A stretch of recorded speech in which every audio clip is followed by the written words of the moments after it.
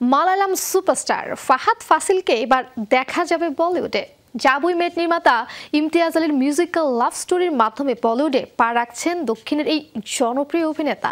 বিক্রম ও পুষ্পার মতো একাধিক জনপ্রিয় তামিল ও তেলুগু সিনেমায় অভিনয় করেছেন ফাহাদ। ভারতীয় গণমাধ্যমে জোর গুঞ্জন তিনি বলিউডে পা রাখার প্রস্তুতি নিচ্ছেন।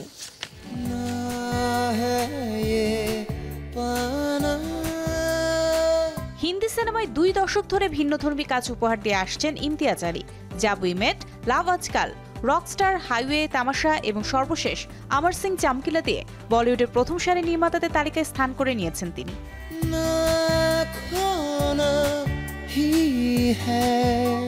এই নির্মাতা এবার তার 10ম ফিচার ফিল্মে কাজে হাত দিচ্ছেন।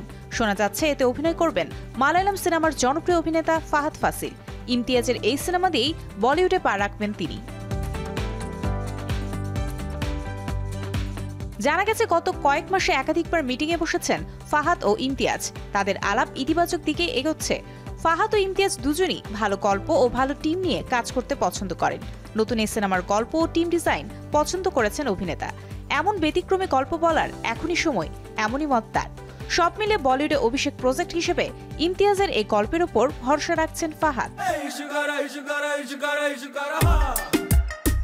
এদিকে বরাবরই রোমান্টিক গল্প নিয়ে কাজ করতে ভালোবাসেন ইমতিয়াজ আলী। তার নতুন সিনেমার গল্পেও এই ধারা বজায় থাকবে। তবে এই সিনেমায় ফাহাদ ফাসিলের নায়িকা কে হবেন? জানা গেছে নির্মাতা এরই মধ্যে বেশ কয়েকজন অভিনেত্রীর সঙ্গে আলোচনা করেছেন। কয়েকদিনের মধ্যে বিষয়টি চূড়ান্ত হবে। সব ঠিক থাকলে আগামী বছরের প্রথম দিকে শুরু হবে শুটিং, মুক্তি পাবে বছরের শেষ দিকে।